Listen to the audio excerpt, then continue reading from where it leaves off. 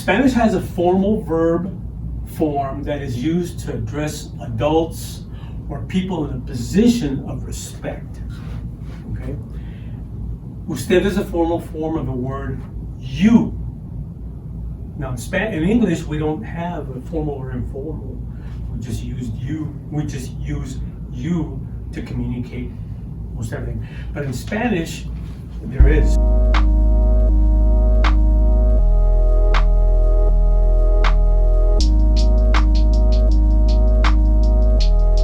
¿Cómo estamos hoy? How are we today? Good. Bien? Bien? Okay. As much as possible from this point forward, if I talk to you in Spanish, try to respond to me in Spanish. Alright. And if you have doubts about what you're saying, it's okay. We'll make the correction and that'll be the end. But the more we talk, the more you're going to start learning, because that's what you have to do initially, is start training your ear to hear words and say, he said buenas something, tardes, and so on down the line. But little by little, you're going to realize that I'm speaking Spanish, and it's going to come, and eventually it'll come that easy. And there's a few things that you'll have to learn, of course, with the grammar and all this other stuff. But the important thing, a lot of people that I know will say, well, when I was in high school, I took Spanish, but it kind of ended right there. It ended right there because they didn't follow up and trying to converse, talk to someone that spoke Spanish. So the more you speak it, the more of an opportunity you're going to have to start to, you'll start learning it.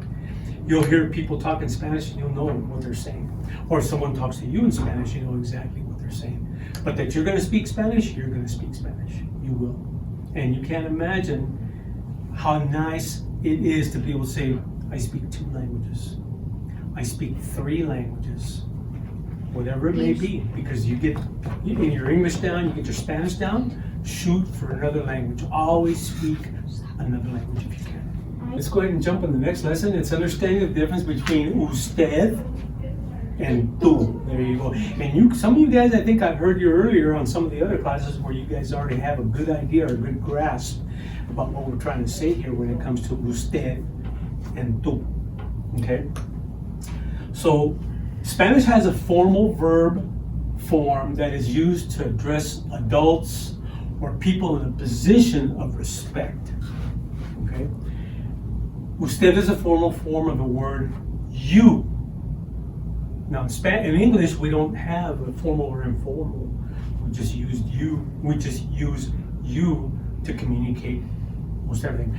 Formal word of the word you. What is the plural form? Remember?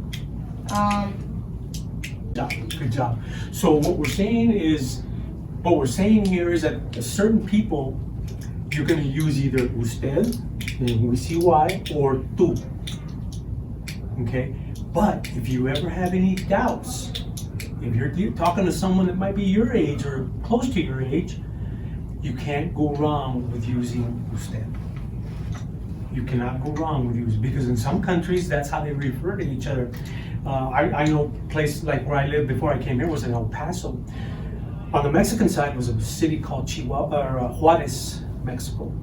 And they all spoke to everyone using the usted form. Didn't matter who it was. They always used the usted form. And they looked at it like when you use, for example, the tú form, to them it was kind of an insult. Because like saying, hey, you don't know me well enough to talk to me using tú. So let's just stay with informal, usted. And the reason I say it is because I had some people tell me that one time. You don't know me well enough to talk to me in the tú form. So but like I said, if you ever have any doubts, just use the usted form and you'll coast. Okay? Other countries that use another form of tú are Spain. Mexico uses it a lot. Like I said, in most cities or most states, that's usually how they will, right off the bat, never even seen you before, and they'll start talking to you with a tú form. Other places will always use usted, but one or the other. But Spanish speaking countries, Spain, Mexico, and all these others. So it's important to remember that, because I just told you, remember, that if you walk up to someone, especially if it's an older person, and you say, ¿Cómo estás tú? They may feel insulted. They may feel like, We don't know each other well enough for you to talk to me in that tense.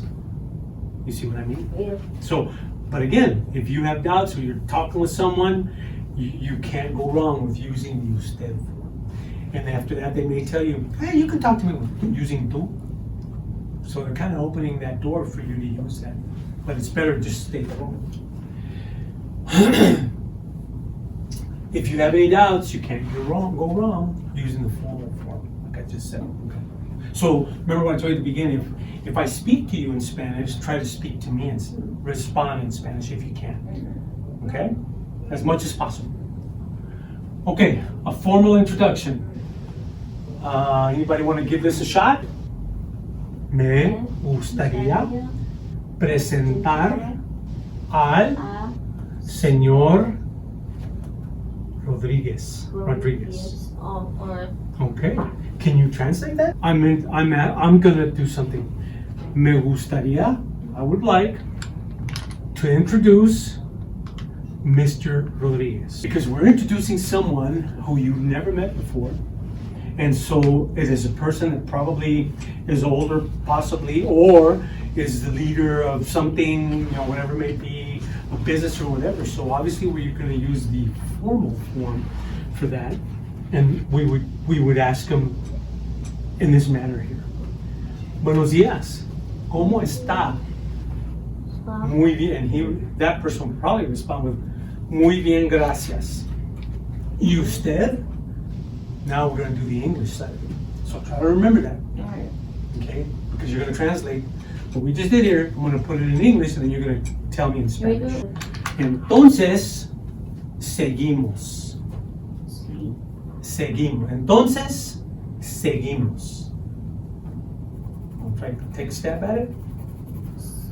Entonces, seguimos. So, let's continue. Entonces, seguimos. So, we'll continue. Okay? Good. An informal introduction is in Spanish. Me gustaría.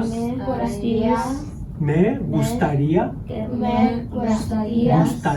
Gustaría. Just remember, like goose.